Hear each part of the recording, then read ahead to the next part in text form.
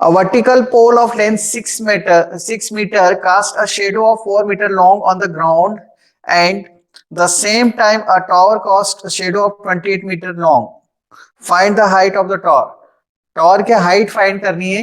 एक अपने पास वर्टिकल पोल है, ये पोल है और ये टावर है, ये इसकी शेडो है, ये इसकी शेडो है, सेम टाइम बोला है, इसलिए ये जो ट्राइंगल बनेंगे अगर हम इसको ज्वाइन करेंगे सेम एल्टीट्यूड के ऊपर, जब मतलब सन एल्टीट्यूड जब होता है, सन यहाँ पर है, तो उस समय जो एंगल्स बनते हैं, जो ट्राइंगल्स बनते हैं, वो ट्राइंगल सिमिलर ट्राइंगल कंसीडर किए जाते हैं फिजिक्स के लॉ से, इसलिए ये दोनों ट्राइंगल कैसे हैं, similar. Vertical pole of length 6 metre, ये 6 मीटर क्या है और इसकी शेडो कितनी है 4, और उसी टाइम पर एक टावर है, इसकी हाइट अपन एच ले लेते हैं, इसकी शेडो अपने को 28 मीटर दे रखी है उन्होंने, तो हमें ये एच फाइंड करना है। At the same time word is very important, at the same time, at the same time, this implies triangle ABC is similar to triangle DEF। Same time पर जो एलिवेशन होता है सन का, उसके कारण जो शेडो और जो हाइट की जो शेडो कास्ट होती है अर्थ के ऊपर, तो जो एंगल्स बनते हैं, जो जो भी चीज बनती है वो सिमिलर होती है। आप देख सकते हैं एक छोटा पेड़ एक बड़ा पेड़ हो तो वो एक जैसे दिखेंगे जमीन के ऊपर, अगर आप देखें जंगल में जाकर, जंगली लोग वही दिखते हैं, ठीक है। तो triangle ABC triangle DEF similar है, सिमिलर है तो इसमें हम लिखेंगे A B will be equal to BC upon EF. A B को किससे डिवाइड करोगे, डीई से, और बीसी को किससे डिवाइड करोगे, ईएफ से, तो ये दोनों कैसे आ जाएंगे, सिमिलर आ जाएंगे। ए बी कितना है 6, डी कितना है एच, बीसी कितना है और EF 28, 4h equal to 28 into 6, so h equal to 28 into 6 upon 4, h equal to 24, मतलब ये 24 मीटर का है, नहीं 42, वही मैं सोचा था ये क्या हो रहा है, 7 6 जब 42 होता है, 24 क्यों लिख दिया मैंने, अच्छा इसमें इसका मल्टीप्लाई कर दिया, पता नहीं आने नहीं आता, असर ऐसा होता है मेरा। हाँ 42, क्योंकि ये हाइट ज्यादा है तो ये हाइट भी ज्यादा होगी ना, क्योंकि शेडो कम है, ये शेडो कम है, ये कैसे हो गया, हाँ क्या हुआ, कोई डाउट, प्रियांशी भी डाउट है क्या कुछ, ओके नोट कर लो। मिलर का कंसेप्ट क्या है कि सेम टाइम पर जब अल्टीट्यूड के कारण जो एंगल का फॉर्मेशन होता है ना वो सेम होता है, ये 90 डिग्री तो 90 डिग्री है यहाँ पर, ठीक है, और ये जो एंगल्स होते हैं ये इक्वल माने जाते हैं सन्स के एल्टीट्यूड के कारण जो फॉर्म, सॉरी यार एंगल, ये दोनों एंगल कैसे एज्यूम किए जाते हैं, सेम टाइम पर होने से इक्वल एज्यूम किए जाते हैं, तो 1 equal to 2 and 90 degree. The law of physics science के लॉज है ये, जिसके अकॉर्डिंग हम ये चीज लिखते हैं कि सन के एल्टीट्यूड्स के कारण, सन्स के एल्टीट्यूड के कारण angle of elevations, angle of elevations का कंसेप्ट लगता है जो ट्रिग्नोमेट्री में पढ़ते हैं ना, उसका यूज होता है इसमें। प्रूफ नहीं है मेरे पास इनके, साइंस के अंदर मिलेंगे शायद।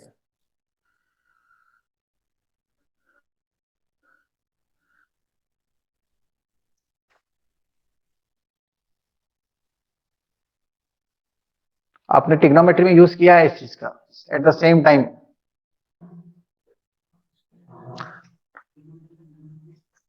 Nandini Gattani,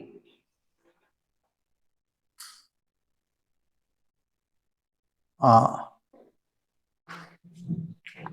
angle of elevation कितने, जिसे हम ए सिमिलरिटी लिख देना इसमें,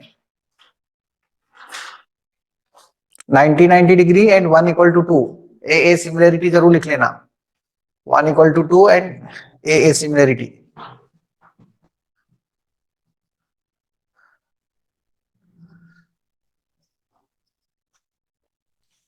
ए सिमिलरिटी,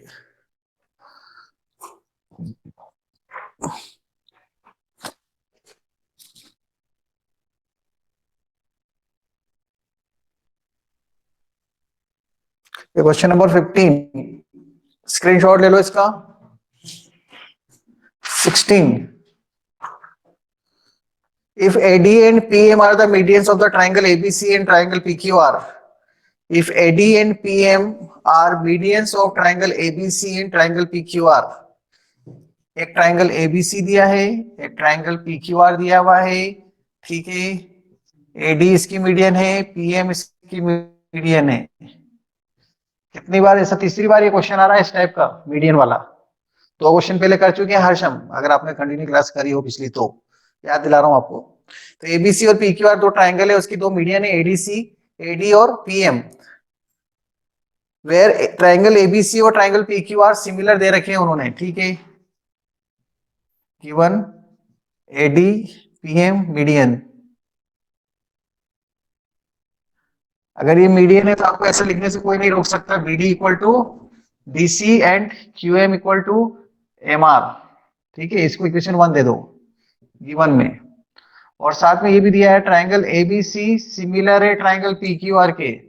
अगर ट्राइंगल सिमिलर होते हैं ना तो बहुत सारी चीजें मिल जाती है, बहुत सारी मतलब एंगल्स इक्वल हो जाते हैं और साइड्स का रेशो इक्वल होता है, तो साइड्स का ratio A B upon equal हो जाएगा और एंगल्स भी कॉरस्पॉन्डिंग इक्वल हो जाएंगे, जरूरत पड़ेगी तो यूज करेंगे। ये लिख दिया ना, इसका अपन यूज कर सकते हैं। Prove that if you can, to prove, exam में ऐसा नहीं लिखा था इफ यू कैन, ऐसे बोल दिया ना, ये सर नहीं आता तो छोड़ दो, A B upon P Q equal to AD upon P M. अब A B upon P Q equal to AD upon P M, A B upon P Q equal to AD upon P M prove करना है, मतलब इसका इसके साथ में ratio equal बताना है। इन छोटे ट्राइंगल को पकड़ना पड़ेगा एडी और पीएम के लिए, यूज कर सकते हैं, कोई से भी दो यूज करना है, मतलब जिसमें एडी और पीएम आ रहा हो। प्रूफ,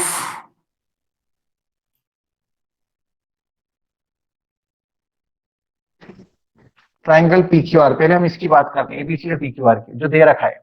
कैसे है ये दोनों ट्राइंगल, सीन्स करके इनको लिखें, सीन्स और यहाँ लिख देते हैं सिमिलर, ठीक है, ट्राइंगल सिमिलर है एबीसी और पीक्यूआर, तो सिमिलर है तो साइड्स का रेशियो कैसा हो जाएगा, अरे इक्वल होगा ना, A B upon P Q, ratio equal होगा, A B upon P Q, BC upon Q R equal to AC upon P R. ये जो बीसी है वो बीडी का डबल लिख सकता हूं क्या,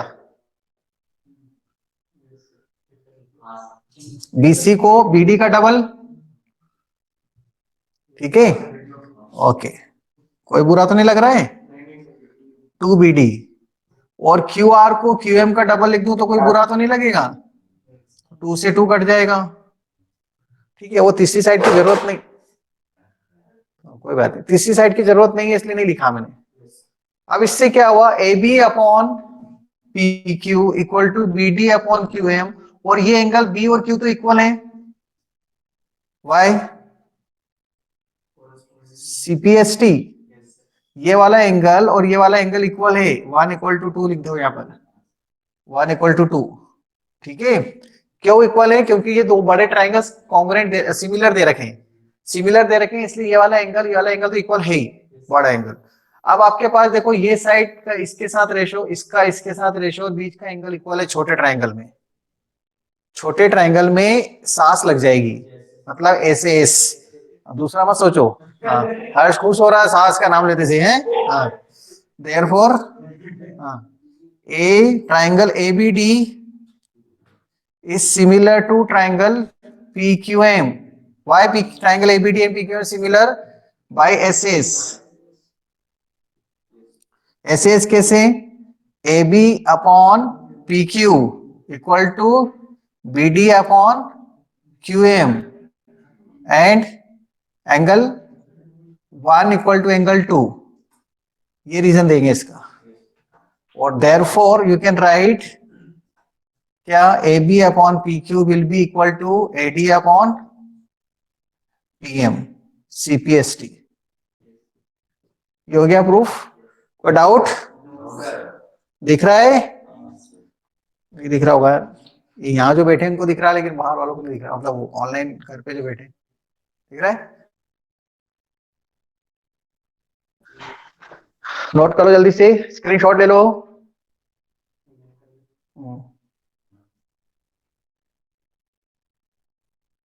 तुम तो 4 जने यहाँ बैठे हो, 20 जने घर पे पढ़ रहे हैं।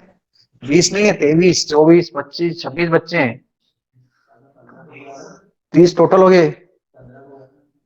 Online 15, offline 15। 4 तुम यहाँ बैठे हो, 30 उधर, 23 उधर। हाँ, अगर 15 से ज्यादा आएंगे तब मैं डिसाइड करूंगा कि कौन को आना है कब। बॉयज अलग, 15 आएंगे ही नहीं।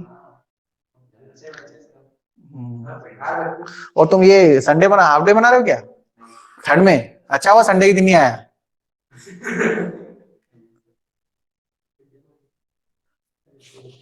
ठंड नहीं लगती क्या तुमको? पापा इंदौर गए?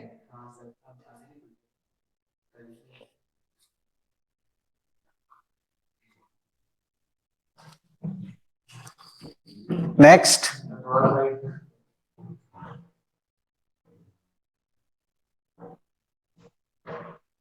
नेक्स्ट पॉइंट क्या था जो मैंने अपनी थ्योरी पढ़ाई थी उसमें? देखो, कोई लिख के बताएगा क्या था?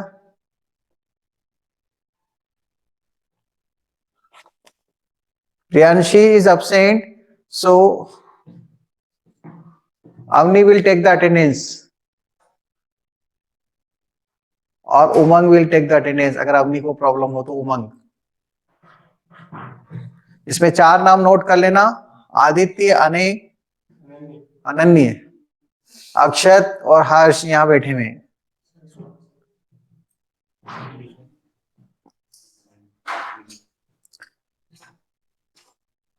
6.4 क्वेश्चन नंबर 7, डायरेक्ट यही करना है अपने को। है ये कैसे आ गया? प्रथम गोयल ने ये कैसे बोल दिया सीधे? किसने मैसेज किया? 7th नंबर का पॉइंट। ओके, पॉइंट नंबर 7 क्या है?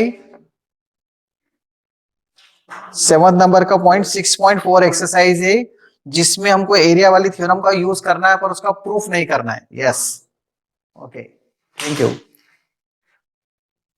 क्या हुआ, कुछ गिरा क्या? चलो ठीक है।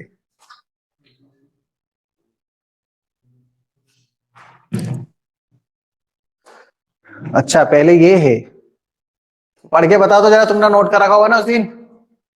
6.6 theorem 6.6 proof not in syllabus, पहले ये है, यहाँ पहले ये आएगा, उसके बाद फिर नेक्स्ट पॉइंट होगा। और ये वाला पॉइंट नंबर कौन सा है?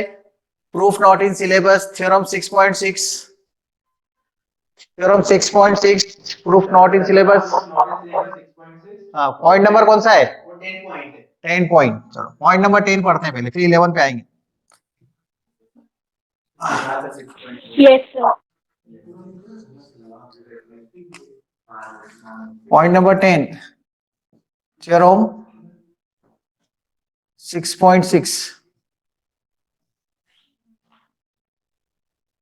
थ्योरम 6.6। देखो, थ्योरम 6.6 क्या बोलती है कि अगर एक ट्राइंगल है एबीसी और एक दूसरा ट्राइंगल है पीक्यूआर, और दोनों ही ट्राइंगल सिमिलर है, सिमिलर है, सिमिलर है, 3 बार बोल दिया, ट्राइंगल सिमिलर है, एक और बार दे रखा है। तो ऐसा उन्होंने बोला कि अगर ये 2 ट्राइंगल सिमिलर है, पहले इनका प्रूफ भी होता था, प्रूफ नहीं है सिलेबस में।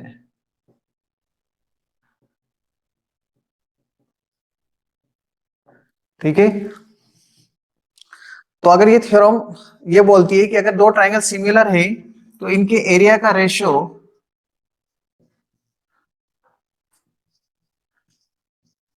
Area of triangle ABC upon area of triangle PQR,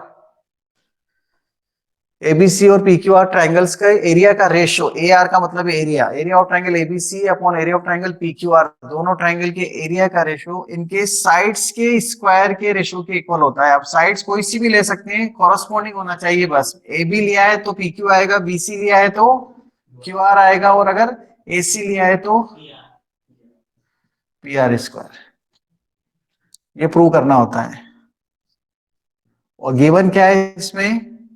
given क्या है? Triangle ABC is similar to triangle PQR, similar दे रखे। अब सिमिलर दे रखे तो साइड्स का रेशियो तो इक्वल होता ही होता है, ये तो हमें पता ही। अगर ट्राइंगल सिमिलर है तो साइड्स का रेशियो इक्वल होता है, लेकिन यहाँ तो एरिया का रेशियो इक्वल आ रहा है, देखो साइड्स का रेशियो नहीं बोल रहे, एरिया का रेशियो उनके साइड्स के स्क्वायर के रेशियो के इक्वल होता है।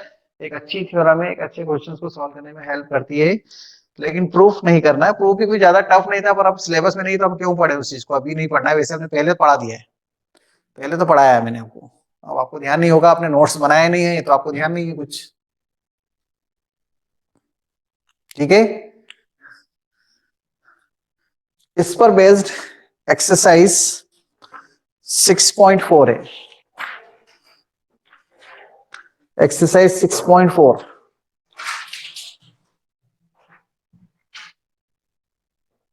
पॉइंट नंबर 11 होगा शायद, ये या नंबर नहीं डाला होगा इसको, डाल रखा नंबर।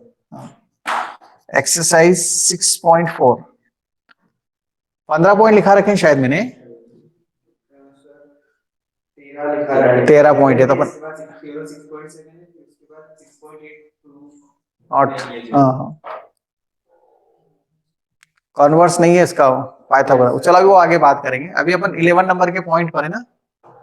एक्सरसाइज 6.4, पहला क्वेश्चन, पहला क्वेश्चन ये बोल रहा है कि ट्राइंगल एबीसी और triangle DF and their areas are respectively 64 centimetre square and 121 centimetre square. हाँ पाइथागोरस तो है। If EF equal to 15.4 find BC। देखो क्वेश्चन में ट्राइंगल एबीसी और DEF सिमिलर हैं, इधर देखें ध्यान से, ट्राइंगल एबीसी सिमिलर है ट्राइंगल DEF, गिवन है, ट्राइंगल एबीसी और ट्राइंगल DEF सिमिलर हैं और उनके एरिया भी दे रखे हैं, एंड देयर एरियाज भी रिस्पेक्टिवली 64 एंड 121। मतलब एरिया ऑफ ट्राइंगल एबीसी कितना है 64, and triangle area of triangle DEF कितना है 121, ठीक है। इफ EF इक्वल टू 15.4, एक साइड की लेंथ दे रखी EF 21.4 सेंटीमीटर, 15.4 सेंटीमीटर, ओके। तो आपको दूसरी साइड BC की फाइंड करना है, लेंथ BC की लेंथ फाइंड, मतलब ये फाइंड करना है, इसके कॉरस्पॉन्डिंग ये होती है ना BC और EF। देखो अपन ये बनाएंगे दो ट्राइंगल, ऐसे छोटे छोटे ट्राइंगल बना लें समझने के लिए, ये एक छोटा एक बड़ा ट्राइंगल है, तो के साथ में देखो EF आएगा कि नहीं, और AC के साथ में DF आएगा। अब गिवन है triangle ABC, since therefore area of triangle ABC upon area of triangle DEF किसके इक्वल होगा, अभी बताइए इस थ्योरम से, AB upon DE, BC upon EF, AC upon DF, square के साथ, स्क्वायर भी होगा साथ में, स्क्वायर का लिखना जरूरी है। तो हमें जो फाइंड करना है वो वाली साइड लिखी ना, तीनों क्यों लिखे, जैसे यहाँ तीनों लिख रखी है, हमें तो आपसे कहा ना कोई भी दो लेंगे जो हमको चाहिए उससे रिलेटेड। तो BC हमको फाइंड करना, तो BC स्क्वायर के साथ में क्या लिखूंगा मैं, क्या लिखूंगा BC स्क्वायर के साथ EF स्क्वायर, ठीक है। अब एरिया ऑफ ट्राइंगल ABC कितना है देखो 64, एरिया ऑफ ट्राइंगल DF कितना है 121, BC हमको फाइंड करना है, ठीक है, और EF हमको दिया हुआ है 15.4 का स्क्वायर, स्क्वायर रूट ले लें, इसको हम 8 का स्क्वायर लिख सकते हैं, इसको 11 का स्क्वायर लिख सकते हैं, इसको BC अपॉन 15.4 का स्क्वायर लिख सकते हैं। तो 8/11 इक्वल टू BC अपॉन 15.4 हो जाएगा ना। क्यों हम इसका स्क्वायरिंग करें इतना बड़े नंबर का, हमने स्क्वायर रूट ले लिया है।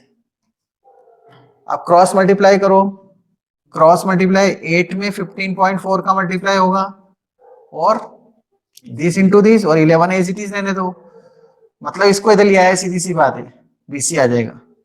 डिवाइड करो 154 इंटू 8/110, ये यहां पर पॉसिबल था स्क्वायरिंग, स्क्वायर रूट की, इसलिए हमने कर लिया सॉल्व।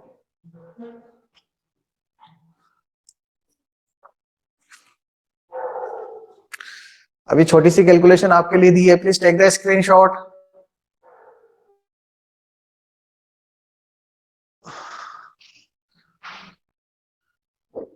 26 स्टूडेंट्स आर प्रेजेंट, 4 इधर बैठे 30, तो आज 6 बच्चे एब्सेंट है बस। Good response today.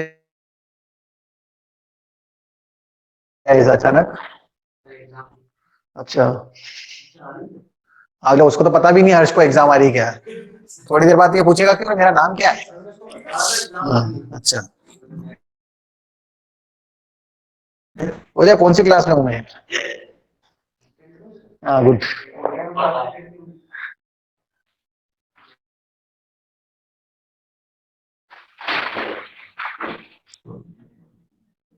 Next, note कर लिया हर्ष, स्क्रीनशॉट ले लिया। उमंग, हृदय, अवनी, कोई ना कोई तो स्क्रीनशॉट लो। अनन्य स्क्रीनशॉट ले लो।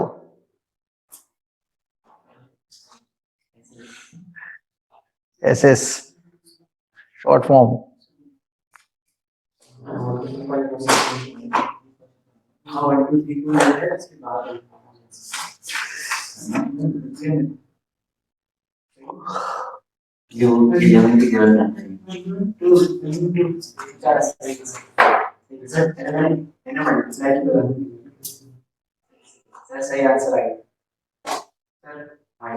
आगे answer 11.2। So the answer is 11.2, correct है क्या? और किसी ने सॉल्व किया? अरे एक दो कोई स्टूडेंट बोलो तो सही जिसने सॉल्व कर लिया ऑनलाइन। ऑफलाइन वाले तो बता रहे हैं 11.2 आया है। प्रथम Goyal, okay.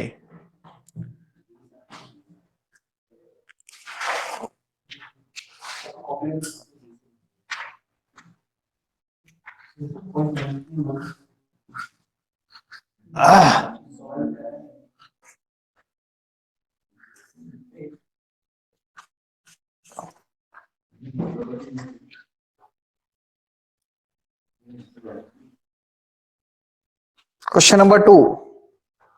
Diagonals of a trapezium ABCD with AB is parallel to DC intersect each other at the point O. Trapezium वाला क्वेश्चन पहले भी आए थे, कुछ रिजल्ट्स भी समझाए थे मैंने आपको उसमें। A B C D, A B और सी डी पैरेलल हैं और इसके डायगोनल्स हैं। ये ट्रेपेजियम है, ये इंटरसेक्ट कर रहे हैं ओ पर। If A B equal to twice C D, मतलब ये ए बी सी डी की डबल है, मतलब सी डी छोटी है 100, A B parallel to C D, A B C D trapezium, ये सब गिवन है।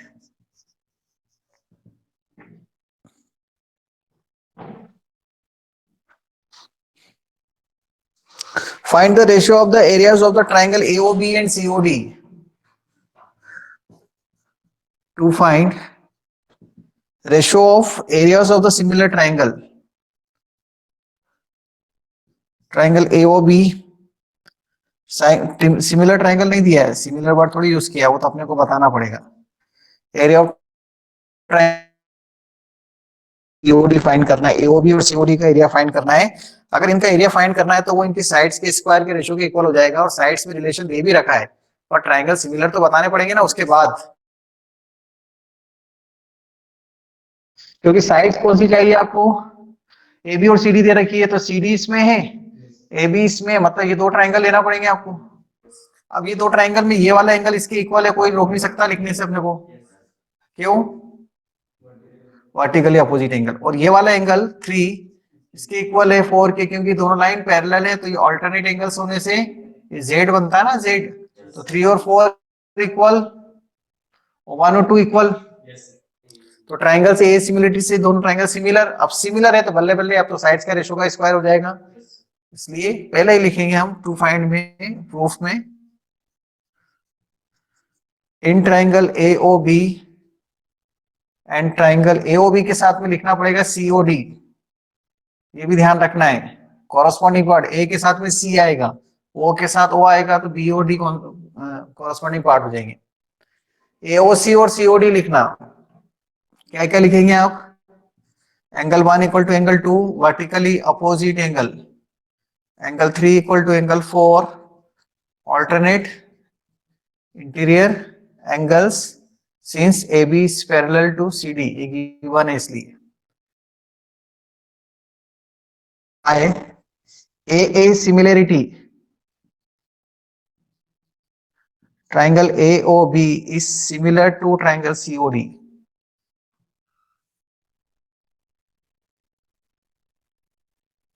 AOB और COD सिमिलर हो गए, ठीक है।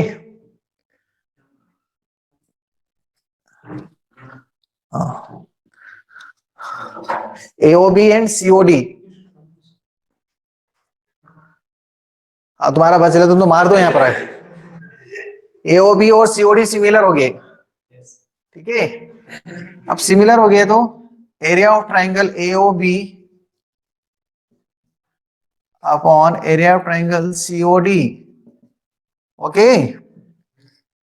AOB और COD में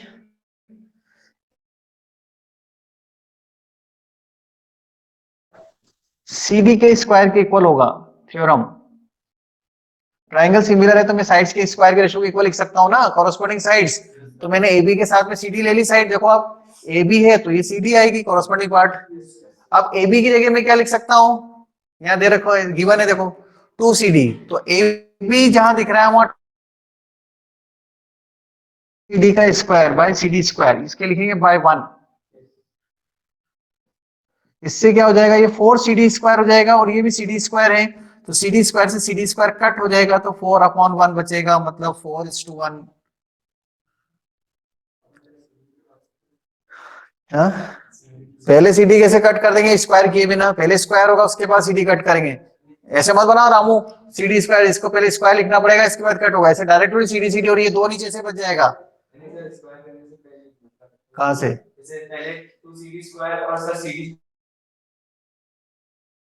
फिर ठीक है, CD का स्क्वायर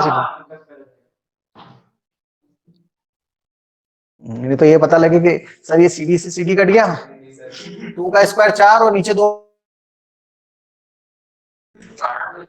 हाँ कोई भरोसा नहीं भैया, मैथ्स नहीं बनाते बच्चे, एक समय खतरनाक पढ़ाई करते हैं मैथ्स की, जिनकी मैथ्स बहुत वीक होती है वो कुछ भी कर सकते हैं, टीचर को कोमा में पहुंचा देते भैया। क्वेश्चन नंबर 3,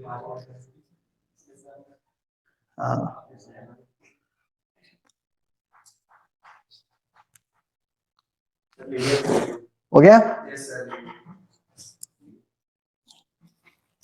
स्क्रीनशॉट ले लिया, मिटा रहा हूं मैं इसे, कोई डाउट तो नहीं है।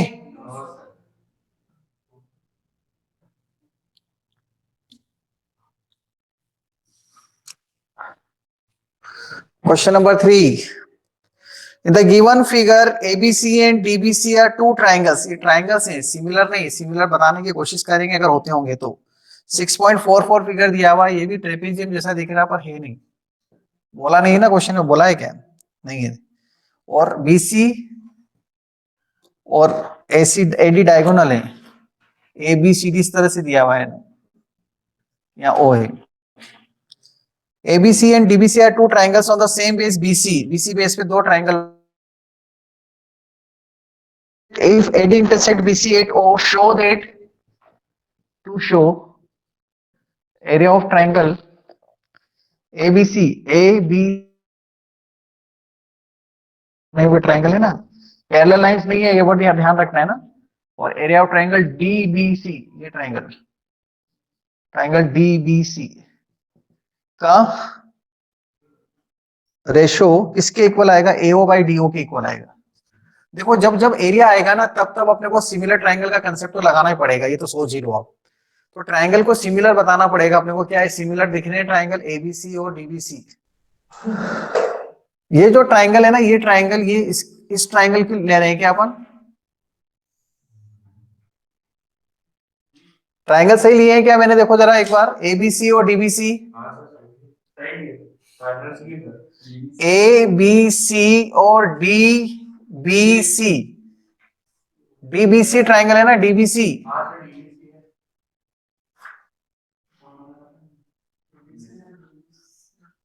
तो इसका बेस कितना है, BC तो अपने को ठीक है 1/2, हाइट हो गई AL, ठीक है। और 1/2 इसका बेस हो गया BC और हाइट कितनी है DM, ये तो ठीक है। ये कट करेंगे, देखो ये 90 डिग्री वर्टिकली अपोजिट एंगल, ठीक तो था यार। ये बस ये क्या हाइट थोड़ी सी अजीब सी लग रही है इसके अंदर, ट्राइंगल के अंदर, और कुछ नहीं था। अब हम लिखेंगे AL/DM, AL/DM, LO, triangle ALO and DMO। इसको देखो आप, पता नहीं क्यों कंफ्यूज हो रहा है, छोटे से क्वेश्चन में मैं कोई हो गया, मुझे नहीं समझ में है। ALO एंड DMO, इन दोनों को देखो, एंगल 1 = 2 लिख सकते हैं क्या, वर्टिकली अपोजिट एंगल। और ALO, angle ALO equal to angle DMO 90 degree. तो AA सिमिलरिटी से क्या हो जाएंगे ट्राइंगल AOL, ठीक है, ALO similar to triangle DMO। अब तो सही किया है, ठीक है प्रियांशी, देखो सही कर रहा हूं मैं अभी। ALO DMO ये सिमिलर हो गए, सिमिलर हो गया मतलब all parts are angles equal but all sides are in proportion. तो क्या लिखोगे आप, AL upon DM will be किसके equal, AO upon DO CPST, और वो यहां पुट कर दो, ये आ गया AO/DO। अरे AO/DO प्रूव करना था अनन्य, AL/DM की जगह ये आ गया ना AO/DO। हाँ